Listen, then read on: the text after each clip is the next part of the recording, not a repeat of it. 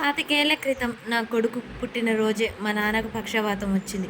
మా నాన్న నీకేదో నిజం చెప్పాడు. మీరు నా దగ్గర దాస్తున్నారు. మీకు దండం పెడతాను. ఆ నిజమేంటో చెప్పండి. నాకు ఆ రోజు నుంచి ఇప్పటి వరకు ఆ అనుమానం అలాగే ఉంది. నా కొడుకు పుట్టాడు, చనిపోయాడు. కనీసం నాకు చూయించకుండా మా నాన్న పక్షవాతం పడిపోవడం ఇదంతా నాకు అనుమానంగా ఉంది. దయచేసి నిజం చెప్పండి అని ప్రాధేయపడుతుంది విజయమ్మ కేశవాని. ఇక చాముండి రవిబాబు అయితే చాలా కడుపుమంటగా ఉంటారు. చంటి బట్టలు చూసి వీళ్ళు ఈర్ష్యపడుతూ ఉంటారు. ఏంటి రవిబాబు ఈ చంటి బట్టలు చూసి ఈర్ష్యపడుతున్నట్టుందిగా అనగానే ఈలోపే సింధూర చంటి దగ్గరికి వస్తుంది. చంటి ఏం చేస్తున్నావు? చాలా అందంగా ఉన్నావు ఈ బట్టల్లో తెలుసా అని చెప్పగానే అవునా అమ్మగారు, కానీ నాకు చాలా బాధగా ఉంది. ఎందుకు? ఏమైంది చంటి అనగానే నీకు ప్రేమించిన అమ్మాయి ఈ రోజు కూడా నాకు కలవలేదు.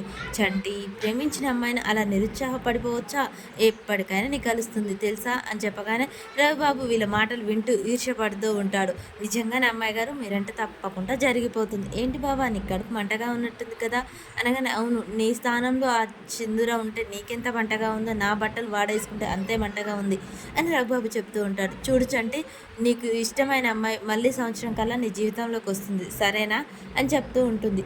బావా అసలు వీళ్ళిద్దరు రోజు రోజుకి వీళ్ళ మీద చంటిగాని మీద అభిమానం ఎక్కువైపోతుంది.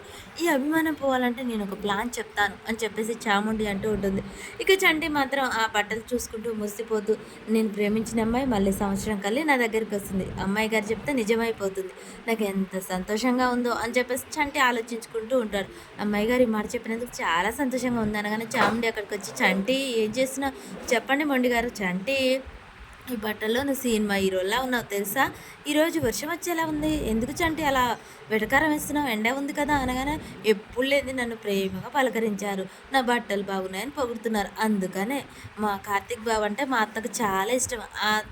ఆ బట్టలే నీకు ఇచ్చింది కదా, అంటే నువ్వు మాకు అయిన వారివే కదా, అందుకనే అలా అన్నమాట తెలుసా నీకు అనగానే చాలా సంతోషంగా ఉంది అమ్మాయి గారు మీరు నాతో ఇంత మంచిగా మాట్లాడుతున్నందుకు. నీకు మంచి పని చెప్పనా బట్టలు ఇచ్చినందుకు అనగానే ఏంటో చెప్పండి అమ్మాయి గారు. ఈ బట్టలు మా అత్తమ్మ ఇచ్చినందుకు నీకు చాలా సంతోషంగా ఉంది కదా, మరి అలాగే మా అత్తమ్మని కూడా సంతోషపెట్టాలని నీకుందా లేదా? ఉందమ్మాయి గారు చెప్పండి అనగానే మా అత్తమ్మకు మా కార్తీక్ బావ అంటే పంచ ప్రాణాలు. తన చిన్నప్పటి నుంచి వస్తువులన్నీ ఒక గదిలో పెట్టి భద్రంగా దాచుకుంది. ఆ జ్ఞాపకాలన్నీ దుమ్ము పట్టాయి కాబట్టి ఇప్పుడు నువ్వు అవన్నీ శుభ్రం చేసావనుకో, జ్ఞాపకాలన్నీ నువ్వు శుభ్రం చేసి పెట్టావనుకో, చెంచలమ్మత చాలా సంతోషపడుతుంది. నీకు బట్టలు ఇచ్చినందుకు నువ్వు రుణం తీర్చుకున్నట్టుకుని అవుతుంది సరేనా? నీకు అర్థమవుతుందా నేను చెప్పింది అని చాముండి అనగానే ఓ చిటికెలో వెళ్తాను అమ్మాయి గారు, ఇప్పుడే ఆ పని పూర్తి చేస్తాను అని చెప్పేసి పరిగెడుతూ ఉంటాడు. ఇక చాముండి మొద్దు ముఖం అని చెప్పేసి అలా అనుకుంటుంటారు. రవిబాబా ఇప్పుడు నేను చెప్పినట్టు నువ్వు చెయ్యి అని చెప్పేసి రవిబాబుకి అయితే ఒక ప్లాన్ చెప్తూ ఉంటుంది. ఇప్పుడే చేస్తాను చాముండి అని రవిబాబు వెళ్తాడు.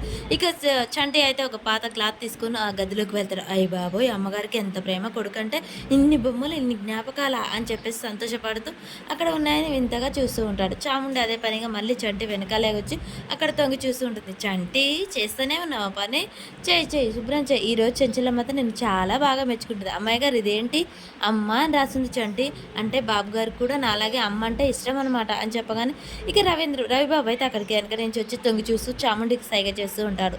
తనకు ఎంతో ఇష్టమైన కన్నయ్య బొమ్మను తీసుకొని రవిబాబు అలా చేతులు పట్టుకొని చాముండి వైపు చూపిస్తూ ఉంటాడు. చాముండి ఓకే అని చెప్పేసి చేయి ఊపుతూ ఉంటుంది. ఇక చంటి తన పని తను చేసుకుంటూ చాలా సంతోషంగా చాముండితో ముచ్చట పెడుతూ ఆ బొమ్మలన్నీ క్లీన్ చేస్తూ ఉంటాడు. ఒక్కసారిగా రవిబాబు తన చేతిలో ఉన్న కృష్ణుని బొమ్మ జారే కింద విడుస్తాడు. అయ్యో చంటి ఎంత పని చేశావు, ఇది అత్తమ్మకు చాలా ఇష్టమైన బొమ్మ, ఇలా పగలగొట్టావేంటి అని చెప్పేసి ఏమో ఎరగనట్టే చాముండి మాట్లాడుతూ ఉంటుంది. అది కాదు అమ్మాయి గారు నేను అంటూ చంటి కంగారు పడుతూ ఉంటాడు. ఏంటి సప్పుడు అని అందరూ ఇంట్లో గురికొస్తారు. అక్కడ చూడు అయ్యి బాబో అసలు నువ్వు ఈ గదిలోకి ఎందుకు వచ్చావు చంటి, ఇది ఇష్టమైన కన్నయ్య బొమ్మ చెంచలమ్మ వదిన జ్ఞాపకం. అయ్యో ఇప్పుడు ఎంత పని జరిగిపోయింది అనగానే ఏంటి అలా బతుకుంటున్నారు అని చెంచలమ్మ అక్కడికి వస్తుంది. అది చూడగానే చెంచలమ్మ చాకాయి చూస్తూ ఉంటుంది. మరి ఇక చంటిని ఇంట్లో నుంచి గెంటేస్తుందా లేకపోతే చంప మీద కొడుతుందా, అసలు ఏం జరుగుతుంది అనేది మనకు నెక్స్ట్ వీడియోలో తెలుస్తుంది.